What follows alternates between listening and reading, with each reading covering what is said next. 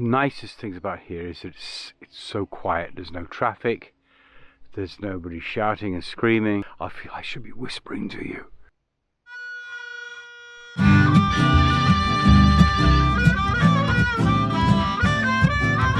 It is sublime. It's just beautiful. It makes you want to cry. Your heart bursts just looking around this total encirclement I've found myself in here. This bay. Where in the world can you be where it's this quiet? Chill, man, chill. Don't need your blood pressure pills here, that's for certain.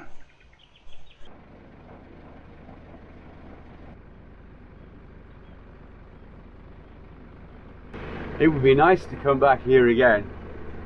That's the problem with getting old. It's not a moan, but it's a realization of life. You know, how long have I got? Do I have time to come back here, or do I need to go check out some other nice places? Who knows? Let's see. But in the meantime, I've got to say thank you to Rock and his charming wife for the cup of tea and the groceries. That was lovely, and the little natter, and an insight into local life. That was brilliant. All right, so we're leaving. Saying goodbye to Port Sandwich. Cook's ship, the Resolution, would have been right there. That's where we were the other night. Village back there, kind of lost in time. Never did quite figure this place out. It looked like a model village built for tourists, but I think people actually did live there. It kind of reminded me of how things were when I was a child. I'd lived there, and this would be my house. There's actually another bay in there, which is worth exploring another time. I know I keep going on about this place, but it is somewhere that's been burnt deep into my mind. Well, I'll never forget this place. Nothing much happened. I just came here and hung out, and it was wonderful. I don't know if you can see that guy up there. Look, he's sitting on the spreader. He tried to land on the top of the mast. I've been playing music. Watch my face, gonna sun go down, go down. Do this, do. That's rock and roll, mate. You can't stay all night. The bird I had caused some damage last night. This morning, I'm not sure if my top light's still on there. I can't see from this angle anyway, but certainly the wind direction indicator has gone. He broke it when he tried to land first of all on the top of the mast before landing on the spreader. I actually went about last night. I woke him up and shouted, "Mr. Bird, look out!" Must have scared the pants off him. Big old mainsail came flapping round. He dived off into space and was gone, but left a mess behind him. There's crap all over the decks this morning, and on Squeaky. Squeaky was literally full of shit. I said, "Squeaky, you're full of shit." Just had a fire on the boat. I'm just looking to see if everything's out. There was a pot on there and there was a fire. I managed to pick it up without burning myself and throw it in the sink, and the water was turned off. So turned the water on, came back, and I think we're good. I'm watching out though, any more smoke. None of the fire alarms went off. That's worrying. Look, you can see the smoke there. And then I thought, okay, I'll make some bread. I dug out an old pan that I had from the Panama days. There's the pan. Put it on the top and put bread in it. I thought we'll try and make a bread oven out of it, a stovetop. I'm experimenting. Nothing else to do. And I got that going and I walked away, and I'm just in the cabin down there, and all of a sudden the place filled with smoke, and there was acrid smoke, like nasty. How's a pan on fire? Was it the bread inside? The bread had only just started cooking. I have a little anti-slip mat, which is really handy. I use it everywhere and I put things down on it, but it has a habit of sticking to the bottom of the pan. So of course I put this thing on the pan on the fire, on the stove there, and this slip mat caught fire. A scary thing, fire on a boat. You've nowhere to run. My bread's ruined.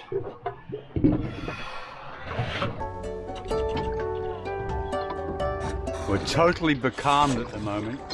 That's where we need to be, on the other side of that bit of land that's in front of us.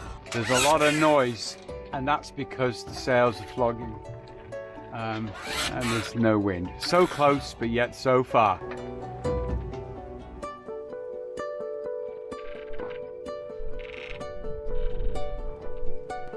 I found on the chart a place, it's not marked as an anchorage, but I think it'll do. I'm going to check it out.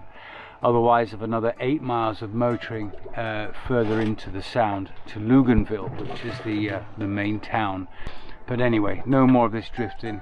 There's a bit of a breeze now, but it's still not enough.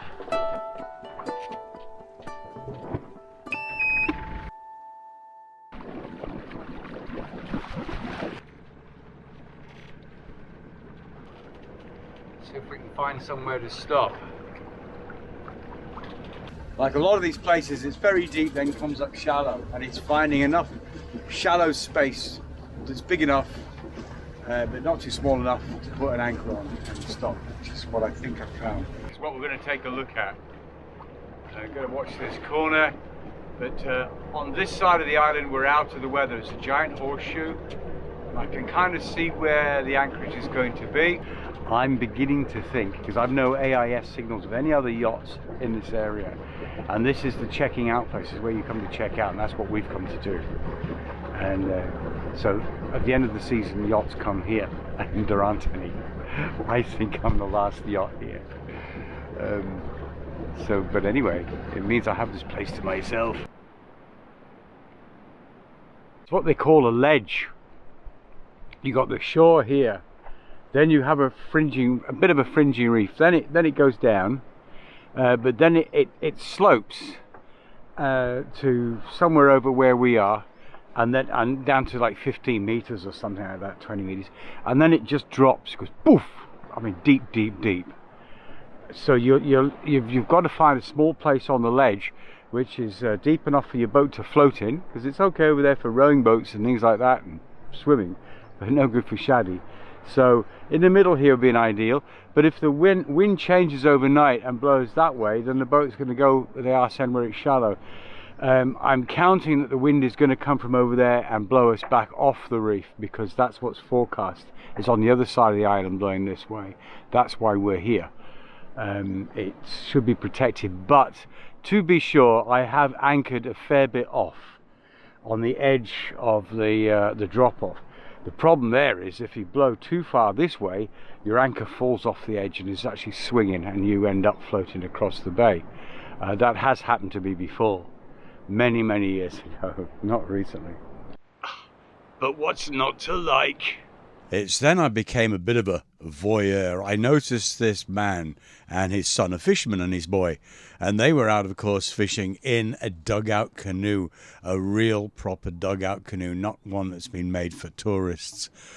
This was just a microcosm of the way life would have been for years and years and years in these islands, and is still for some people. Very simple, very honest. For me, it's living history, and I'm sure that they don't think of themselves as being part of living history and would rather not be poor. But there is a certain art and beauty in poverty. And when you see it like this, it's very honest and truthful, I find. Or is that getting too deep?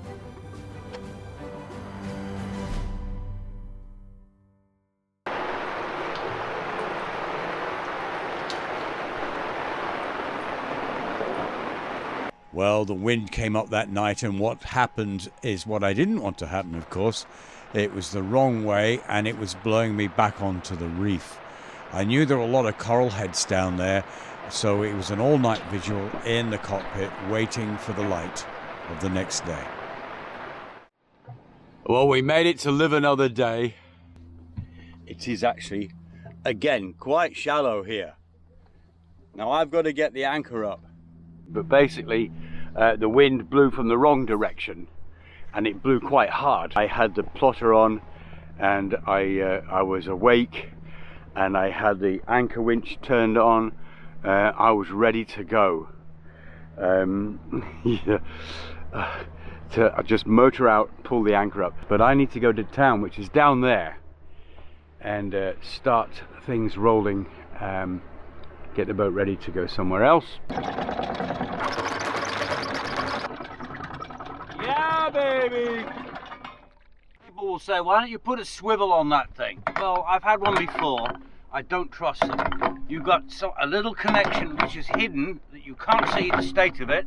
If it breaks, you're in trouble.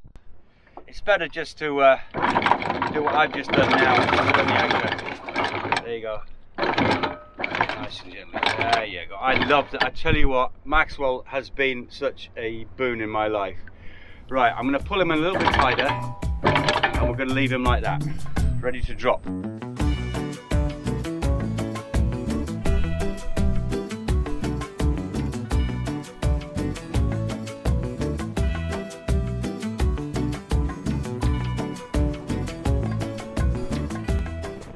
That doesn't look nice at all. You can see the white water already picking it up.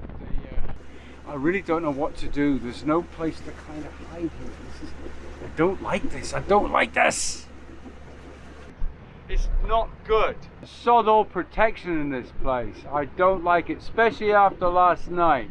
Just as I'm coming into the anchorage, that's coming in on us. And before I left New Zealand, my friends Selena, Andrew, gave me this, and Derek and young Chris gave me some beers. Well, not young Chris, he watched. And this is the last one. And look at this. Look at that. That's the proper stuff. Yeah, includes India Pale Ale. You just have to listen to this while I open it now. Now, with proper beer, you should drink it out of a glass, not a can, because you can smell the aroma up your nose. When you drink beer out of a can, you miss about half of the experience. I'm just going to put that in there because I can't wait. I've got to have this right now. Look at that. That's pure gold. Thank you guys, and thank you to everybody that knows me from New Zealand for making me a happy man and a guest New Zealander for 2.5 years. Bless you all. Thank you. Oh, that hits the spot.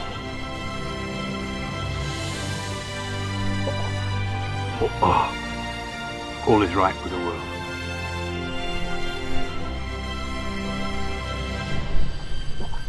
Thanks. Delve deep into the bowels of the boat to recover some of my diving gear. I have sets and sets of this stuff going back to my days working in the Red Sea. Scuba Pro. If you're into diving, I got some old Scuba Pro kit, which was always brilliant.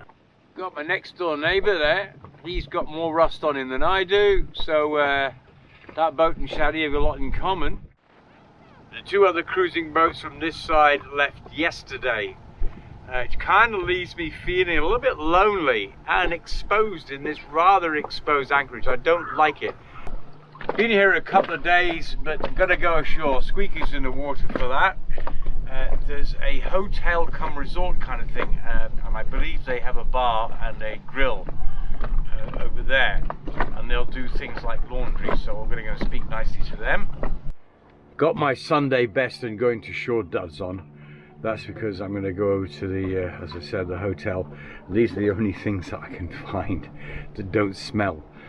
It's a big old problem I've got on the boat. As I said, I've got garbage because I've been to these small places where there are no facilities. I couldn't leave my garbage on their islands and their villages, and they had no facility, nowhere to wash anything. With everybody going, I am the last boat here of this season right now, and the reason is we're coming into cyclone season in this timeline. So that's serious. I need to be out of here. The weather's starting to turn bad. That's why we're getting all this bad weather probably. But the weather's going to turn really, really bad soon, and I need to get the heck out of here. Anyway, I'm going to see if I can get a meal over here, and maybe there'll be a bar with some fellow drunkard who I can talk rubbish all night, and then come home and find a boat in the dark. I must remember to take a torch with me.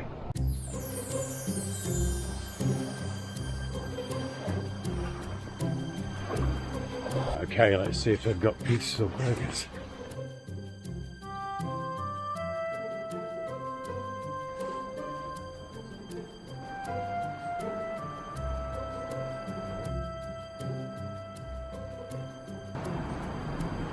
Saturday night and the excitement's killing me. They do pizza, so that's good. Paradise found. Oh, yes. The next day, in the form of exercise, I decided to take a walk down the beach. There was some wrecks there, and then this happened.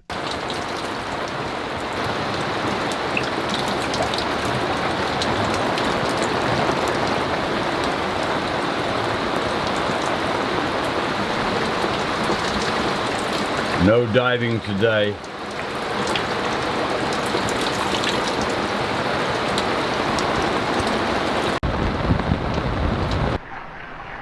We're in the cyclone season now. That's what's the worrying thing about all this. I need to get out of here. The reason I was so keen to dive under the boat is that I had to clean the hull.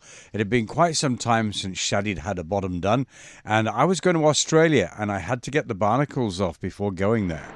Just working on the computer, there was a flash of light, lightning, and almost an instantaneous bang, which means that was very close. So I'm in a panic now. Not a panic, another panic, but to get all the aerials out.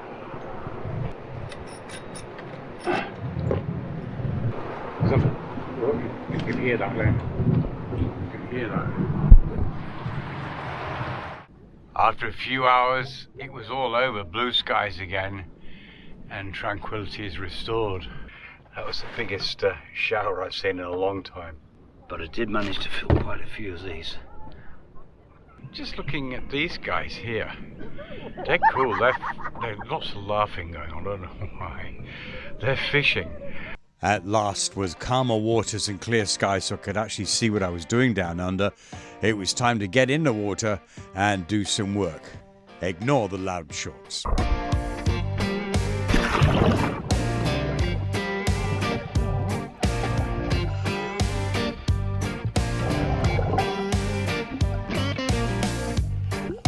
As I've mentioned, this is all for Australia.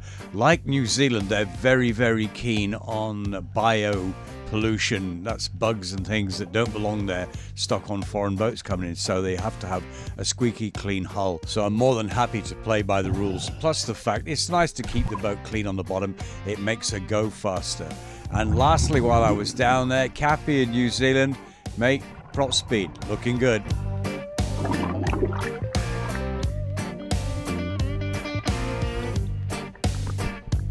And on the next episode, I check out the sinking of an American ship, the SS President Coolidge, that sank here in Vanuatu many, many years ago. I take a dive at Millionaire's Point and discover some American military artifacts lying all over the ocean floor. In the meantime, if you've enjoyed this video, and I hope you have, please subscribe, press that little notifications bell there, leave a comment, leave a like. A huge thank you to my incredible patrons for their amazing support in keeping this channel afloat. Thank you so very much indeed. Real-time updates are on Instagram and Facebook. Until we meet again in the next episode, be good to yourselves, be happy.